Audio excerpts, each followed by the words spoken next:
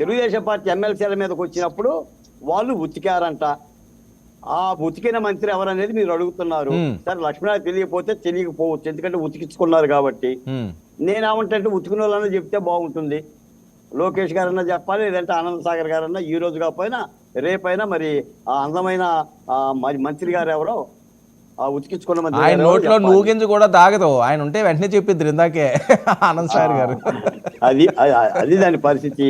అంటే ఏంటంటే ఆ రోజున అధికార పార్టీ మంత్రులు తెలుగుదేశం పార్టీ ఎమ్మెల్సీలని చేసిన ఒక ఇబ్బందికరమైన వాతావరణం గురించి చెబుతూ లోకేష్ గారు అన్న మాట అది.